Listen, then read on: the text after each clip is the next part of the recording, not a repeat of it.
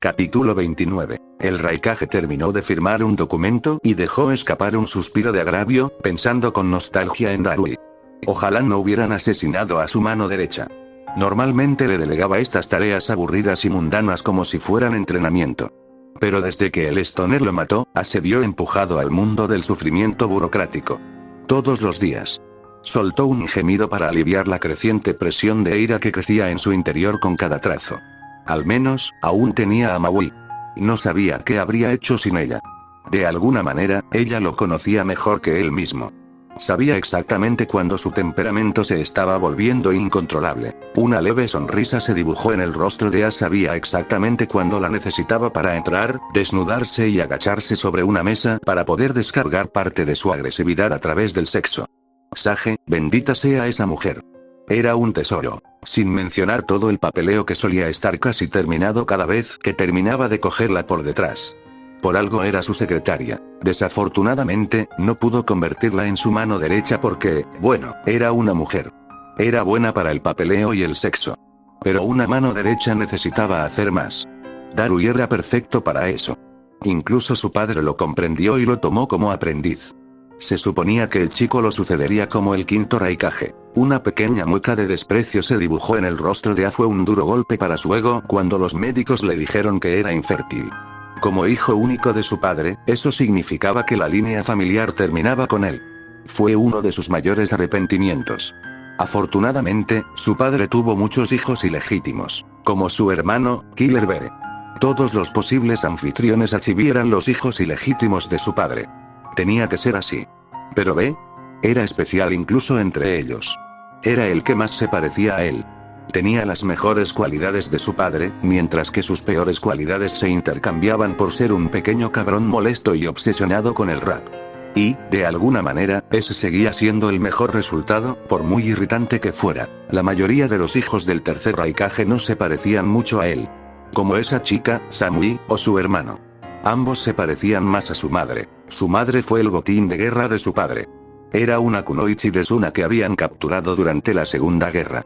Su padre la utilizó a fondo y, tras el nacimiento de Samui, la incluyeron en uno de los programas más oscuros, cuyo objetivo era convertir a niños en superasesinos sin emociones para Kumo. Por supuesto, su madre protestó y rogó, pero su padre siempre decía que la opinión de una esclava es irrelevante antes de arrojarla a la basura, sollozando y encadenada. El hermano de Samui evitó un destino similar porque era demasiado joven cuando el tercer Raikage murió en la Tercera Guerra, y como el nuevo cuarto Raikage, no tuvo el corazón para arrojar a su medio hermano huérfano a los lobos. Por eso, Samui le fue leal ya que su amor por su hermano menor y su lealtad a su aldea fueron las únicas emociones que no fueron golpeadas ni abusadas en dicho programa. También habría sido la esposa perfecta para Darui.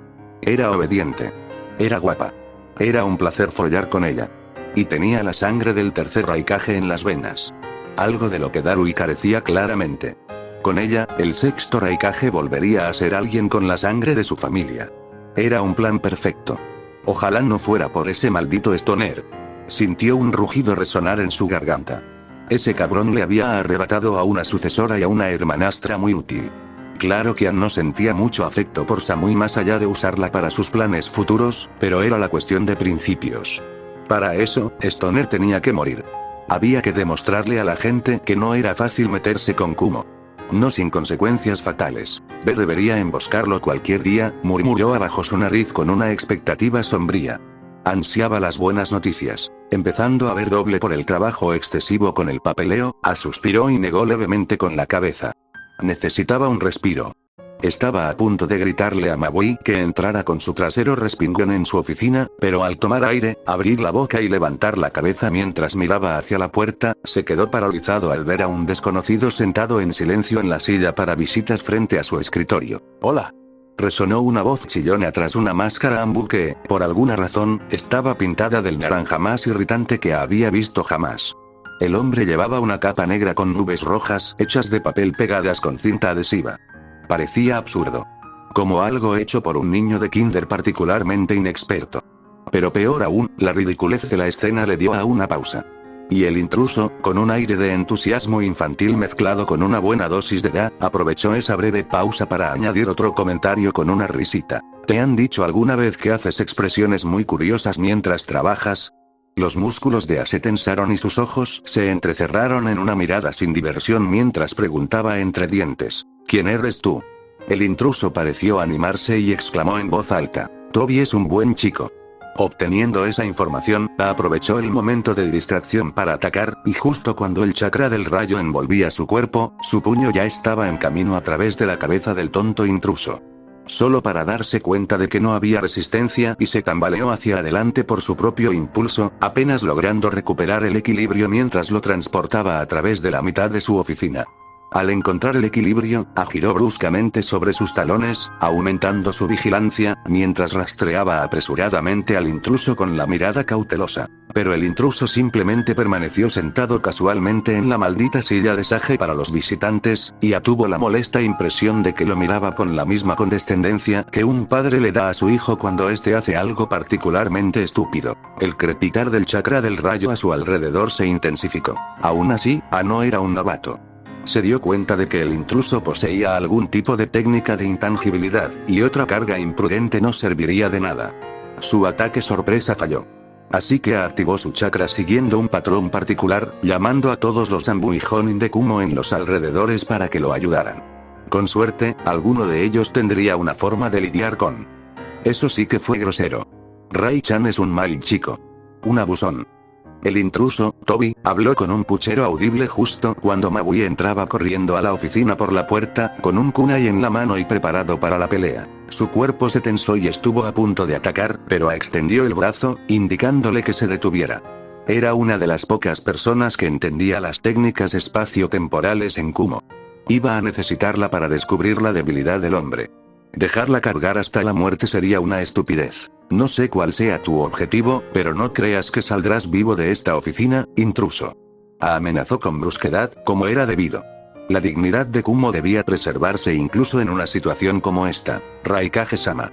Varios ninjas de alto rango aparecieron en la habitación, rodeando con cautela al intruso. Jejeje. Sin embargo, solo les dedicó una risita tímida y tonta, como si no fueran un problema. Un ninja en particular perdió los estribos, y entonces, varias técnicas elementales, sobre todo las basadas en rayos, empezaron a volar por la habitación. Solo tuvo un momento para ir a su escritorio y regresar mientras tomaba el documento más importante, antes de que todo su escritorio se incendiara, se rociara con agua, se aplastara con un jutsu de tierra y luego se incendiara nuevamente con una técnica de rayo, solo para ser rociado con agua nuevamente mientras esta secuencia de eventos se repetía varias veces en los siguientes 2 o 3 segundos. Ni siquiera su legendaria armadura de chakra del rayo pudo salvar el papeleo en el que pasó 4 horas trabajando hoy, y murió un poco por dentro cuando lo vio, dándose cuenta de que tendría que empezar todo de nuevo. Superó el dolor emocional y se giró sutilmente hacia Maui. ¿Tienes alguna idea de cómo lidiar con eso? Susurró con brusquedad. Tal vez podríamos, comenzó con el ceño ligeramente fruncido al no ver que ningún jutsu tuviera efecto, pero fue interrumpida cuando Toby de repente exclamó en voz alta, con la voz llena de indignación y rabieta: sois todos unos malos. Eso impidió que los ninjas en la habitación lo bombardearan con técnicas a medida que su cautela aumentaba. Y un segundo después, una especie de bola metálica salió rodando de los pantalones del hombre. Los ninjas lo miraron con incredulidad. Toby lo observó con una mirada que irradiaba su propia incredulidad. «Uy», exclamó Toby, disculpándose con energía tímida. Incluso se frotó la nuca. Pero antes de que pudiera comprender lo que quería decir con eso, la bola liberó un pulso de chakra que recorrió la habitación más rápido de lo que incluso la percepción mejorada de podía captar. Lo siguiente que supo fue que estaba en el suelo, gimiendo y gimiendo por el puro éxtasis que le inundaba los nervios, tanto que empezó a ser placenteramente doloroso. Distraídamente notó, con la pequeña parte aún protegida de su mente, que logró salvarse de ser arrastrada por una repentina sobrecarga de placer, que todos sus ninjas y kunoichi también estaban retorciéndose en el suelo, experimentando sus propias nuevas alturas orgásmicas en una demostración absolutamente humillante de la destreza de Kumogakure. Intentó superarlo. Reprimirlo. Pero su mente y sus nervios solo enviaron otra oleada de éxtasis que lo ahogó, haciéndolo sentir como un pez fuera del agua. Estaba preparado para el dolor. Pero el placer era algo inesperado. Apretando los dientes, el rostro de Aang se arrugó al tiempo que otro gemido vergonzoso le arrancó de la garganta. Quería morir de vergüenza mientras intentaba lanzar una mirada asesina al intruso, cuyos hombros se desplomaron. Lo siento. No quise dejar caer el afrodisíaco que le compré al tío Pine. Fue mi culpa. Dijo Toby con visible encogimiento, pero algo en su tono delataba que se estaba partiendo de risa en secreto ante su situación. Matarte. Su capa de chakra había desaparecido hacía tiempo por la interrupción de su concentración, y intentó ponerse de pie, mientras trataba de ignorar la sensación húmeda en sus pantalones, pero sus piernas debilitadas se tambalearon y resbaló, cayendo de rodillas y manos mientras jadeaba en una absoluta indignidad que devastó su orgullo como ninguna otra cosa en su vida. ¿Podrías mirarla ahora?, murmuró Toby en voz alta, fingiendo mirarse la muñeca, que no tenía reloj. Me tengo que ir. Todavía tengo tareas sin terminar en casa. Por un momento, Toby dejó de inquietarse y ladeó la cabeza como si pensara en algo. Pero la tía de Idara siempre decía que debía irme con una explosión. Entonces asintió para sí mismo. Ah. Ya sé. Toma. Sacó un papel rosa con forma de corazón tras rebuscar un segundo en sus bolsillos y se dirigió a la A, golpeándosela en la frente. ¡Qué bonita pegatina! A intentó golpearlo, pero Toby saltó hacia atrás y se puso fuera de su alcance. Con una última risita, el aire se arremolinó a su alrededor y desapareció. Gruñendo con un esfuerzo monumental, A se puso de pie de nuevo, balanceándose de izquierda a derecha mientras sus nervios se encendían con un placer abrumador con cada contracción muscular. Se arrastró hacia Maui, quien estaba más cerca de él. Ah, jadeó, ¿estás? Tú. Bien. Apenas logrando decirlo, A preguntó con cierta coherencia. Maui lo miró con los ojos entrecerrados, y su mirada se transformó rápidamente en horror mientras balbuceaba. Tac. Los ojos de A se abrieron de par en par al comprender. La pegatina. La sensación de crisis lo invadió, y supo que la había tenido presente durante demasiado tiempo. Podría estallar en cualquier momento. Una oleada de chakra relámpago desenfocado inundó el cuerpo de A, haciéndole aullar de dolor mentalmente. Pero al menos equilibró el éxtasis que aún sentía su cuerpo, y logró lanzarse por la ventana mientras reforzaba su cuerpo lo más que podía en su estado. Su presentimiento de fatalidad inminente resultó ser cierto, pues la pegatina explotó apenas un segundo después. Pero en lugar de una explosión de fuego, A quedó envuelto en una fina humareda rosa que dejó el aire de un rosa brillante tras él mientras caía por los aires. Su cabello y bigote se tiñeron de un rosa brillante. Casi se estrella contra el suelo, pero logró darse la vuelta y aterrizó en cuclillas sobre sus pies con un ruido sordo mientras el suelo debajo de él se agrietaba. Enderezándose con un gruñido, A levantó la cabeza, solo para ver a cientos de personas de las calles de Kumo mirándolo fijamente. Intentaban parecer educados, y muchos incluso le hicieron una reverencia, pero él era un ninja, y podía ver fácilmente que muchos apenas podían contener la risa. Sin que él lo supiera, donde antes tenía la pegatina en medio de la frente, ahora lucía un nuevo dibujo de un pene.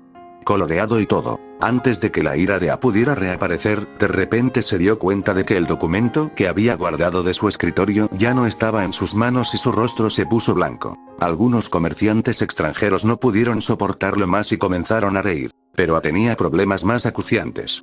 Regresó a su oficina por la ventana, observando distraídamente que sus mejores ninjas apenas comenzaban a recuperar la cordura, muchos aún gimiendo y temblando. Frenéticamente, recorrió con la mirada el lugar donde antes se encontraba, sin encontrar el pergamino que buscaba. Se le encogió el estómago al darse cuenta de que se lo habían robado. Los planes para la ofensiva de Kumo durante la inminente guerra, que había estado perfeccionando durante el último mes, habían desaparecido. Estaban comprometidos. Y eso significaba que no podían usarse. Antes de que A se diera cuenta, gruñó y arrojó su escritorio de oficina en ruinas a través del vidrio restante de la ventana, mientras la risa del exterior llegaba a sus oídos y hacía que su vergüenza interior ardiera mucho más. Vayan. Barran la aldea. Encuéntrenlo. Gritó una orden, con la voz llena de ira, aun sabiendo que el intruso probablemente se había ido hacía tiempo. Nadie lo había humillado así en toda su vida. En ese momento, escuchó un sonido explosivo proveniente del exterior y miró alarmado, solo para ver el pico que alcanza las nubes, el orgullo de su aldea, de la misma manera que Konoha se enorgullecía de su monumento Okage, el lugar donde vivía su familia, ahora estaba pintado en el tono marrón más repugnante, pareciendo una mierda gigante desde la distancia para que todos lo vieran. Sus ninjas decidieron que sería mejor para su seguridad ir y obedecer su orden anterior, y salieron rápidamente de su oficina justo cuando A tomó aire bruscamente y su ira llegó a tal punto que incluso su piel se puso blanca. Su sonido de furia absoluta resonó por todo Kumo, dejándolo muy silencioso de repente. De vuelta en su habitación en la casa de seguridad del país del té, mientras le costaba contener la risa, Ren se quitó la máscara ambú naranja. La expresión del Raikage al final fue simplemente invaluable. Ah. Eso dio en el clavo. Ren suspiró con alivio mientras guardaba la capa improvisada de Akatsuki en su sello de almacenamiento. Esta pequeña excursión a Kumo logró aliviar la frustración de Ren de alguna manera. No fue perfecta. Le habría encantado aparecer como él mismo allí y clavarle un kunai explosivo de verdad en el culo A por enviar asesinos tras él. Y otro en el culo a B por masacrar a esa aldea. Pero él ya se había casado con Temari para evitar que la guerra estallara y arruinara todos estos esfuerzos, porque estaba resentido. Ahora, eso sería simplemente inmaduro. No. Era mejor así. Kumo fue humillado, su Raikage fue humillado, y sus mejores ninjas también estaban atrapando disparos perdidos. Y lo mejor, no podrán hacer nada al respecto. Con su disfraz quitado, Ren salió de su habitación y se dirigió a la zona boscosa detrás de su casa segura. La cuestión era que las aldeas ocultas vivían y morían por su reputación. En parte, por eso Konoha tenía tantos clientes. Al fin y al cabo, los ecologistas eran amables. ¿Verdad? Así que Kumo no podía darle mucha importancia. No podían amenazar con una guerra por ello. No podían ponerse remilgados. No. Tenían que reprimirlo. Cualquier otra cosa sería impensable desde su perspectiva. Porque alguien acababa de entrar en su aldea, eludió todas sus medidas de seguridad, se infiltró en la oficina del Raikage, se burló de él y de sus mejores ninjas y robó un documento súper secreto directamente de la mano de Raikage frente a sus narices antes de desaparecer fácilmente. Los hizo parecer verdaderos payasos. El pergamino en cuestión cayó en la mano de Ren mientras caminaba tranquilamente, y consideró abrirlo por un momento. Honestamente, no tenía ni idea de qué era, pero se arriesgó a dejarlo abierto para guardarlo de su escritorio, así que debía ser importante, ¿no? Bueno, Ren se encogió de hombros para sus adentros y creó un clon de sombra antes de entregarle el pergamino sin abrir con las instrucciones para llevárselo a Ino. Ella era la especialista en información de su casa. Podía encargarse de ello. Ren decidió que prefería eludir esa responsabilidad con gusto. Pero volvamos a Kumo, había muchos ninjas en esa oficina, y Ren esperó deliberadamente a que llegaran antes de usar su granada de placer por una razón. Consideró y quiso usar la versión invertida de ese sello en particular. El que causaría un dolor inmenso y tortuoso. Pero lo pensó mejor. En primer lugar, Ren solo dejó que sus clones lo investigaran porque quería recrear otros efectos explosivos que recordaba que Bakuda usaba en Won. No era más que un proyecto curioso, algo que creía que jamás usaría. Demonios, ni siquiera prestó mucha atención a su progreso. Solo cuando empezó a rebuscar entre sus opciones para fastidiar a Kumo, se dio cuenta de que sus clones habían recreado el efecto doloroso e incluso habían logrado extrapolarlo a uno placentero invirtiendo la efectividad del sello. En un instante, Ren se dio cuenta de que esto era perfecto para sus necesidades. Después de todo, los ninjas estaban muy acostumbrados al dolor. Estas granadas de dolor eran bastante inútiles en este mundo. Contra matones de bajo nivel, funcionarían de maravilla, pero contra ninjas de rango S, apenas serían una molestia. Los ninjas suelen estar entrenados para resistir el dolor, pero a lo que no fueron entrenados para resistir, o al menos no a menudo, fue al placer. Apretar los dientes con un dolor inmenso haría que el Raikage y sus ninjas parecieran unos cabrones, porque podían soportarlo. Pero desplomarse de placer... Al igual que Konoha, Kumo tenía sus propias facciones políticas. Y muchos de los ninjas allí pertenecían a diferentes facciones. Los días frente a iban a ser realmente difíciles. Los buitres políticos lo rondarían por un futuro previsible. Era el Raikage conquistado por un orgasmo. Ahora bien, eso no era algo para presumir, lo haría parecer débil. Y cualquier disturbio dentro de Kumogakure significaba menos tiempo para concentrarse en los conflictos externos con otras aldeas. Finalmente, al entrar en el bosque, Ren se rodó sobre los hombros y empezó a estirarse, intentando reprimir su deseo de ser perezoso. No tenía muchas ganas de entrenar, la mayor parte del tiempo. Por desgracia, quería seguir con vida, así que tuvo que superar su pereza. Pero sus acciones en Kumo no solo buscaban detener sus ambiciones de crear otra guerra ninja. Ren era genuinamente vengativo.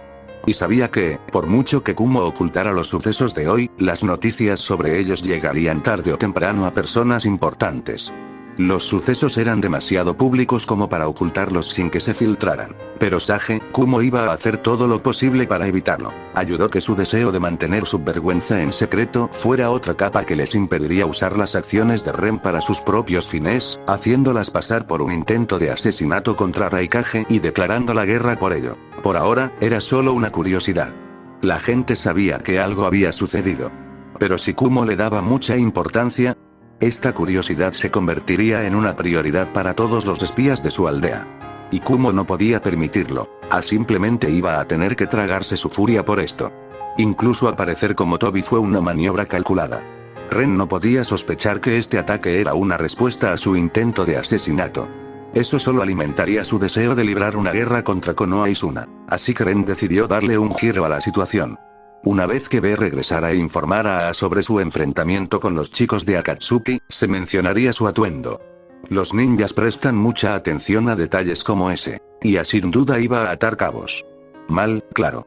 Pero lo bueno de la gente con un temperamento descomunal era que tendían a arremeter contra blancos convenientes tras ser humillados. Siendo sincero, Ren no tenía ni idea de qué haría con Akatsuki. En el mejor de los casos, se ofende y culpa a Iwa de todo. Su alianza se rompería y comenzaría un conflicto entre Iwa y Kumo. Por muy malo que suene, también significaría que la cuarta guerra ninja no estallaría. Iwa y Kumo estaban listos y con muchas ganas de empezar, pero las otras tres aldeas no. Este conflicto no tenía mucho potencial para convertirse en una guerra continental. Oh, cuánto deseaba Ren que eso sucediera. Pero era lo menos probable. Había otras posibilidades, pero la más probable, que no pasara nada. Pero incluso así, Ren ganaría porque, como mínimo, le prestaría más atención a Akatsuki. Incluso si sospechaba que lo estaban manipulando, ¿qué podía hacer al respecto? No es como si se sentara con Nagato tras una mesa a discutir cosas como lo hace la gente civilizada. Son ninjas. Su ego es su rasgo predominante. La paz nunca fue una opción, por lo que Ren ganaría de cualquier manera. Terminado su estiramiento, Ren activó un sello de percepción marca 82, con la esperanza de que esta vez funcionara. La pequeña cosa empezaba a irritarlo, con todos sus defectos. Incluso su sello de intangibilidad no era tan difícil de acertar. Canalizando su chakra y usándolo para un destello corporal, Ren atravesó rápidamente la zona boscosa, rodeando los troncos de los árboles, con una descarga de adrenalina que lo inundaba. De repente, se detuvo a 100 metros y se giró para mirar hacia su posición inicial con una gran sonrisa, al ver todos los troncos que se interponían entre su posición actual y la inicial. ¿Sí? Ren, gritando, apretó el puño. Esto parecía prometedor. Si quería iniciar una pelea de gatas con 3 ninjas de rango S a la vez, él solo, necesitaba sin duda más ventajas de su lado. Y por muy rápidos que fueran los ninjas de rango S, el parpadeo corporal era aún más rápido. Shisui tenía reputación por una razón. Pero en la práctica, todo era mucho más difícil de lo que Ren pensó inicialmente. No era un Uchiha, así que no podía hacer trampa con ojos extraños. Pero era un maestro de sellos, y si sus ojos no podían seguir el ritmo, quizás otros sentidos sí. Después de todo, el cuarto Hokage se teletransportaba como una ardilla drogada con cocaína, y el hombre nunca tropezaba. Tenía que moverse y ajustar sus movimientos incluso más rápido que Shisui, y el hombre lo hacía a la perfección. Así que Ren se encargó de averiguar cómo hacer que el parpadeo corporal le fuera útil. De una forma u otra, Ren canalizó su chakra nuevamente en un parpadeo corporal. Iba genial.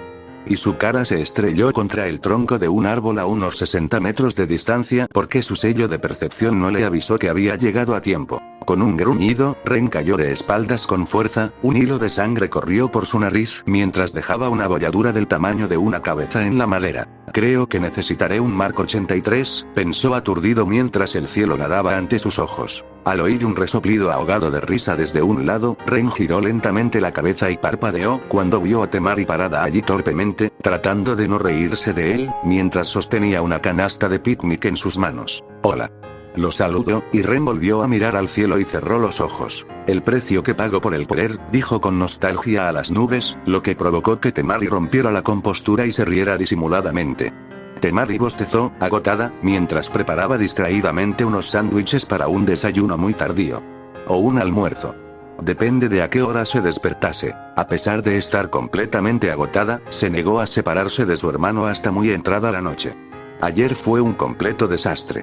Primero el río, luego los bandidos, y luego, Temari se estremeció involuntariamente al ver los destellos de Bijudama que explotaban a su alrededor. Entonces, Kankuro gritó y, de repente, perdió la mitad del brazo. Y ella estaba aterrorizada. Todo pasó tan rápido. Siempre había creído estar preparada para la vida de Kunoichi. Preparada para convertirse algún día en una de las élites de su aldea. Se esforzó muchísimo. Entrenó hasta que su cuerpo no pudo más, hasta que su chakra estuvo al borde del agotamiento, hasta que ya no pudo blandir su abanico. Los músculos necesarios para blandirlo como un juguete no le eran gratuitos, ni fáciles de conseguir. Se entregó por completo a su entrenamiento. Siempre, cuando el consejo le informó que triunfaría como Kazekage una vez que se hiciera lo suficientemente fuerte, se sintió aturdida y asustada.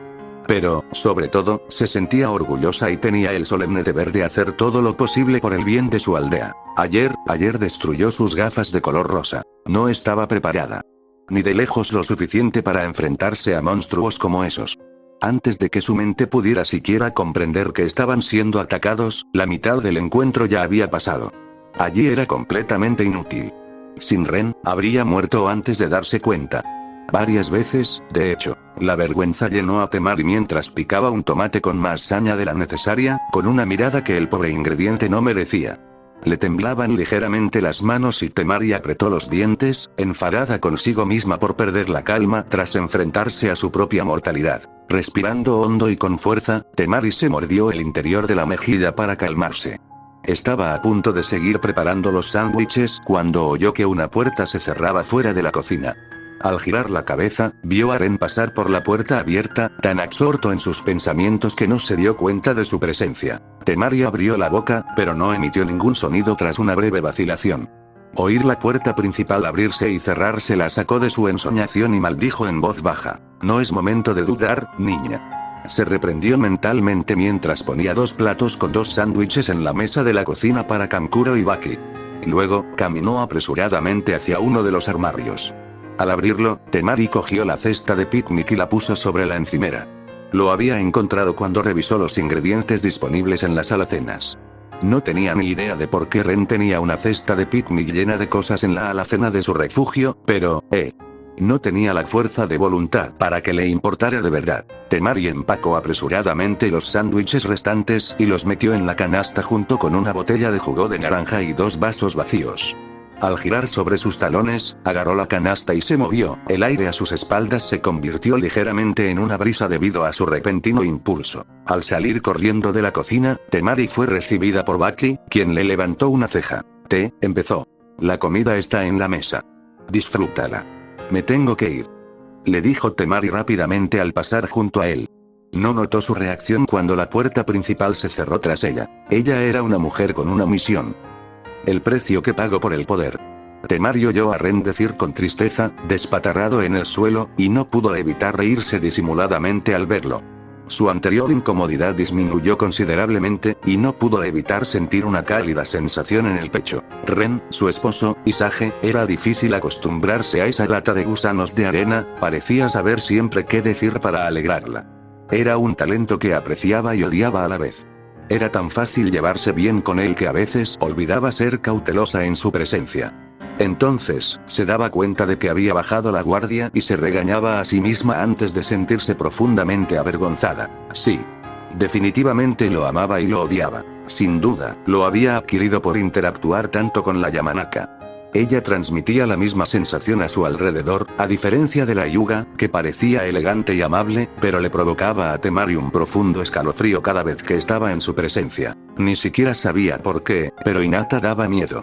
Sus instintos insistían en ello. Tras esa fachada amable, tenía ese aire, como si intercambiar el bazo con el corazón no fuera más que un experimento divertido para ella. Temari no podía identificarlo con exactitud, pero siempre intentaba mantener cierta distancia con Hinata cuando estaban en la misma habitación. Le parecía prudente. Y, sin embargo, era Yamanaka la que daba más miedo de las dos. Toda sonrisas y amabilidad, actuando como el típico estereotipo de rubia hasta que dejó de hacerlo, y algo aterrador se asomaba desde esos trozos de hielo azules que tenía por ojos. Temari no estaba muy contenta con sus coesposas. ¿Coesposas? ¿Acaso existía esa palabra? Pero ni siquiera se le ocurrió negarse a estos dos monstruos. Su petición de casarse con Ren junto a ella podría haber sido una incógnita, pero nada más lejos de la realidad. Temari, ¿estás bien? La voz preocupada de Ren arrancó a Temari de sus pensamientos melancólicos y, con un lento parpadeo, volvió a la realidad mientras lo miraba, solo para encontrarlo levantándose del suelo. Para ser tan perspicaz, es un poco tonto con estos dos monstruos obsesionados con él, pensó Temari distraídamente, encontrando algo de humor en lo absurdo de que Ren fuera tan despistado. Ah, estoy bien, bobo. Lo miró con una mirada exagerada, exasperada y cariñosa, y levantó la cesta que sostenía. Traje, arrugó las cejas y miró inconscientemente hacia el sol, antes de ladear la cabeza. ¿Almuerzo? Bueno, solo son sándwiches.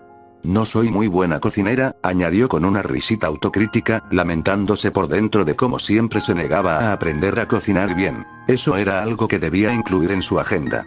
Quizás no tuviera el poder de Ino o Hinata, pero se negaba a perder contra ellas. El recuerdo de las galletas de Hinata apareció de repente en la mente de Temari, y sus labios se crisparon. Bueno, al menos no perderé contra Ino. Contra Hinata, probablemente sea una causa perdida. Se quejó para sus adentros. Aún así, era demasiado competitiva como para darse por vencida. Hay un pequeño claro por ahí, dijo Ren, señalando con el pulgar por encima del hombro. Temari se acercó rápidamente cuando se dio la vuelta, y caminaron juntos hacia el claro. Una pequeña sonrisa apareció en los labios de Temari mientras apretaba el mango de la cesta. ¿Cómo está Kankuro?, preguntó Ren distraídamente, para charlar un poco. Perder un brazo puede ser bastante traumático. Espero que no se sienta demasiado abrumado por la experiencia. No te preocupes. Nos va a molestar enseguida, como siempre. Temari resopló, pero Ren notó el alivio en su voz. Ayer estaba un poco alterado. Todos lo estábamos. Pero se recuperó enseguida, y ahora está obsesionado con hacer una prótesis de marioneta. Por si acaso, dijo. Resopló. En el fondo, Temari se reprendió a sí misma por divagar debido a su nerviosismo. ¿Y tú? ¿Cómo lo llevas?, preguntó Ren mientras la golpeaba suavemente con el hombro, algo que la sobresaltó. Apartó la mirada y murmuró. Eres demasiado perspicaz para tu propio bien. Gracias, Ren se pavoneó, pero Temari se giró hacia él y lo interrumpió con una expresión inexpresiva. Pero solo cuando no eres un idiota tonto. Bueno, discúlpame por preocuparme, se burló Ren juguetonamente, con expresión ofendida. Estás disculpado. Temari asintió sabiamente con una sonrisa. ¿Qué demonios haces?, pensó alarmada, indignada por su propia actitud. Pero le salió tan fácil. Soltó lo que pensaba, y solo entonces se dio cuenta de que eso no la ayudaba a lograr su objetivo. Con los hombros ligeramente caídos, Temari estaba a punto de disculparse cuando llegaron al claro, y perdió su oportunidad. Ren abrió una manta, porque obviamente tendría una guardada en sus sellos. Temari tuvo que reprimir una mirada de disgusto. Y se sentaron antes de empezar a comer en silencio. Ren, feliz, tarareando, mientras Temari, en secreto, estaba disgustada. Quería comentar algo, pero no sabía cómo. Así que no dejaba de mirar a Ren como una completa idiota, sintiéndose cohibida. Esto estaba tan fuera de su zona de confort, que Temari no tenía ni idea de cómo abordar el tema. Estaba tan absorta en sus pensamientos mientras mordisqueaba su sándwich que no se dio cuenta de que Ren se había terminado los dos y ahora la miraba divertido. Cuando por fin se dio cuenta, se sonrojó y agachó la cabeza.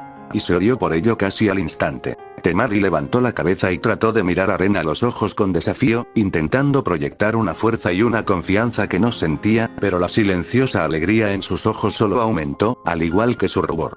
Entonces, sonrió con suficiencia. ¿Y bien?, preguntó, con la misma expresión que un gato jugando con un ratón. ¿O era solo la imaginación de Temari jugándole una mala pasada? No lo sabía. Consideró brevemente morderlo. Fuerte.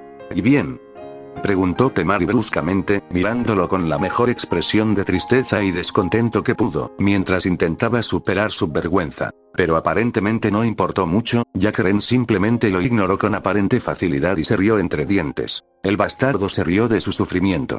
Los ojos de Temari se entrecerraron en una pequeña mirada, retándolo a hacerlo de nuevo. No es que se diera cuenta mientras decía, vamos. No estás aquí solo para traerme sándwiches. Y así, toda la indignación de Temari se desvaneció abruptamente mientras se quedaba inquieta y nerviosa en su lugar, una vez más tratando inútilmente de descubrir cómo deshacerse de su orgullo y hacer la pregunta en su cabeza. Ren, para ser justos, simplemente la esperó pacientemente, y Temari agradeció que le diera tiempo. Finalmente, respiró hondo y se armó de valor.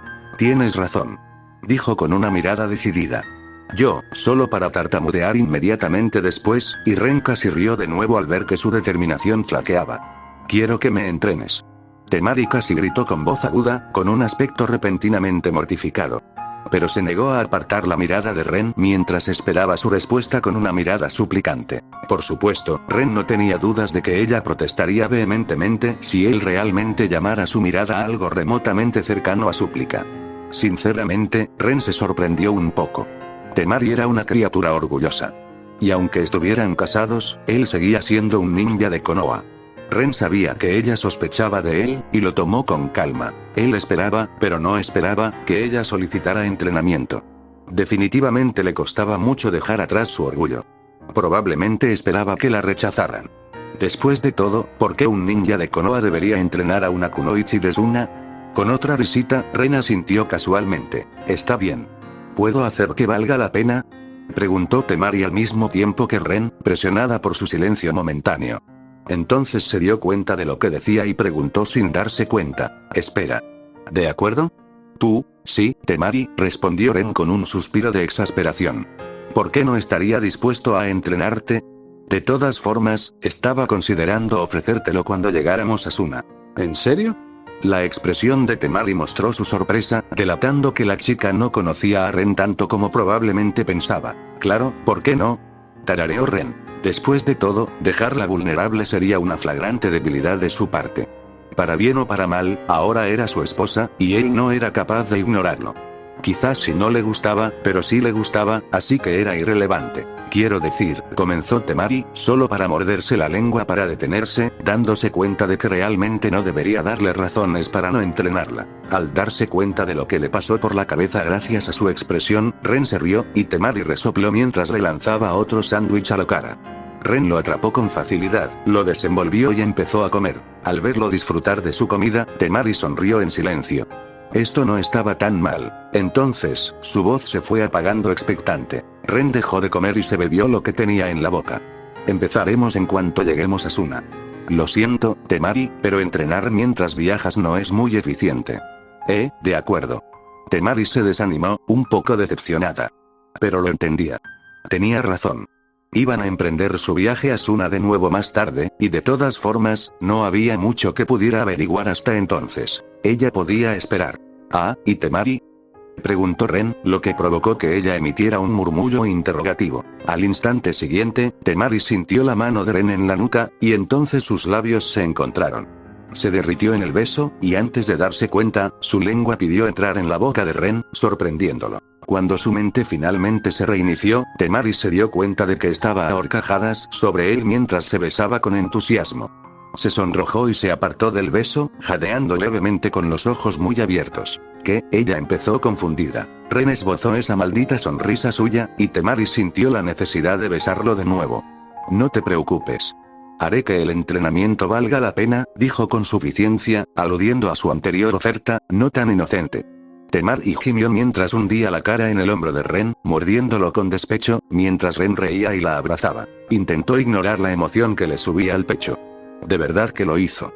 Conan escuchó que se abría la puerta de la habitación reservada solo para los miembros de Akatsuki en la torre, y con una ligera sorpresa, levantó la cabeza para mirar quién regresaba. Pero ver a un hombre bajito completamente cubierto con una capa negra con una capucha que le cubría el pelo y la cara la hizo detenerse mientras se tensaba, preparándose para una pelea. Pero un atisbo de pelo rojo bajo la capucha de la capa la detuvo en seco, y frunció el ceño. ¿Sasori? Preguntó con incertidumbre, con una mirada confusa en su rostro generalmente frío, como si solo estuviera medio segura de su identidad. Llegas, temprano. A pesar de su tono soso, su significado era claro. Le preguntaba por qué demonios había vuelto cuando se suponía que debía estar en misiones. Ella supo que algo andaba mal en cuanto él no apareció mientras se escondía en su marioneta de Iruko. Y a diferencia de algunos de sus otros colegas, Sasori se tomaba sus misiones en serio. Así que algo debió haber salido mal. Conan se tensó una vez más. La misión de asesinar a la princesa Suna y al ninja de Konoha que se casó con ella fue un fracaso, informó Sasori con vehemencia, directo al grano, pues detestaba perder el tiempo. Ya veo. Conan pronunció lentamente, a Iwagakure no le gustará eso. Ni Nagato, por cierto. Ni Tobi, el verdadero. La guerra sería conveniente para sus objetivos. Konan aún la odiaba, y esperaba que Nagato también. Al menos, él no fue él mismo para asegurar que la guerra realmente estallara. Gracias por las pequeñas misericordias. ¿Qué pasó? ¿Era demasiado fuerte el shinobi de Konoha? Que Konan supiera, se suponía que era una especie de ninja de rango S. No lo sabía. No le prestó mucha atención a un don nadie de Konoha. Frunció el ceño. ¿No impidió que Itachi y Kisame capturaran al Sanbyo o algo así? ¿Hace años? ¿Cómo se llamaba? ¿Ran, algo? No. Respondió Sasori en un tono muerto, y mientras Konan miraba fijamente su mirada muerta, no pudo evitar preguntarse distraídamente si el hombre se habría encogido de hombros casualmente si no fuera una marioneta viviente. Llegamos tarde. Por primera vez, una chispa de emoción se apoderó del tono de Sasori, llenándolo de disgusto. Nos encontramos con los ninjas de Kumo, quienes nos habían dicho que serían nuestros aliados en esta misión, mientras ya atacaban el objetivo. Sasori se sobresaltó, y Konan asintió lentamente. Por lo que ella sabía, Sasori y Deidara querían acabar con el objetivo antes de que aparecieran los ninjas de Kumo. Al parecer eso no funcionó. Hicimos una emboscada estándar. No funcionó. Nuestra presencia fue descubierta, comenzó la pelea y el objetivo logró engañarnos para que matáramos accidentalmente a 2 Jonin de élite Kumo antes de retirarse. Mientras escuchaba el informe desapasionado de Sasori, Konan frunció los labios. Ah, sí. A Iwa no le iba a gustar nada. Para nada. Esto era un auténtico, ¿cómo le gustaba decirlo a Idan? ¿Un desastre? Entonces, tuviste que matar al último ninja de Kumo. Ella asintió, entendiendo. No era lo ideal. Pero mientras Kumo ignorara quién mató exactamente a su equipo, no habría problema. Ni para Iwa ni para Akatsuki. El último miembro fue la Chibi Jinchuriki, dijo Sasori con expresión seria, y Konan se quedó quieta. Cierto. Ella podía ver cómo eso podría ser un problema. Sasori sacó algo de su bolsillo y se lo lanzó lentamente a Konan. Al atraparlo, ella abrió la palma y vio un anillo de Akatsuki. Deidara murió por su primer Bijudama, dijo Sasori en el mismo tono que otros usarían para describir el clima. En realidad, Deidara no le importaba mucho. Aunque al chico le gustaba fastidiarlo con su creencia fundamentalmente errónea sobre el arte y llamarlo Sasori no Dana. De alguna manera, al ninja rebelde de Iwa se le escapó que Sasori no tenía las deficiencias humanas habituales de poder encariñarse. Los sentimientos humanos eran una debilidad que había abandonado hacía mucho tiempo. El tonto murió como vivió. Con un gemido disimulado por un estallido que ocultaba su habitual incompetencia como artista. Comentó con dureza, pero sin malicia. Solo una descripción realista de lo que creía. Deidara pudo haber sido bueno en ataque. Incluso lo suficientemente bueno como para ganarse la designación de amenaza de rango S, pero su defensa siempre fue deficiente. Por eso todos, quizás menos Idan, podían darle una paliza en Akatsuki. Algunos incluso con una o ambas manos atadas a la espalda. ¿Ya, veo? Konan medio satisfecho, medio preguntado. Pero no lo vio. Pero eso no importaba.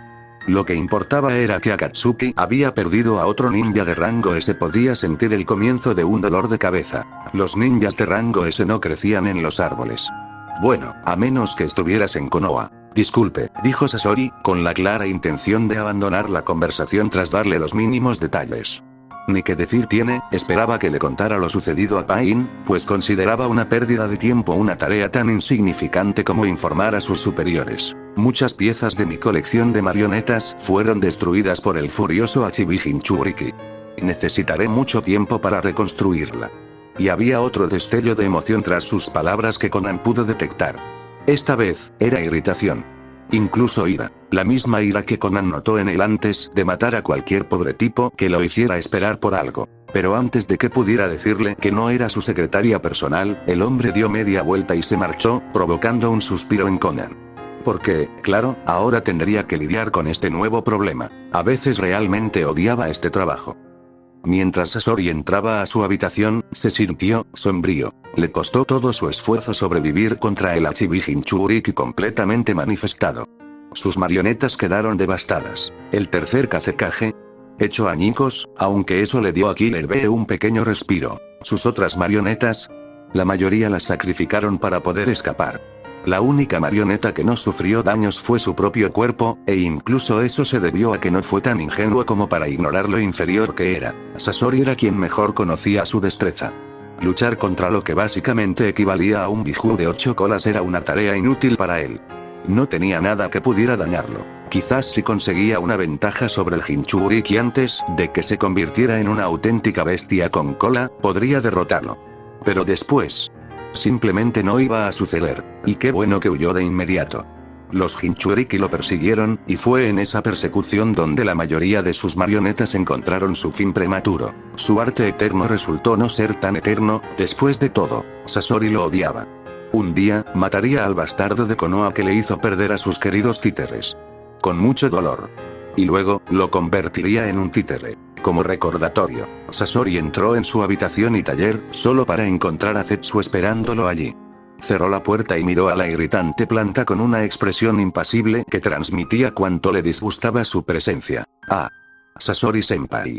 Escuché que has regresado, así que decidí saludarte.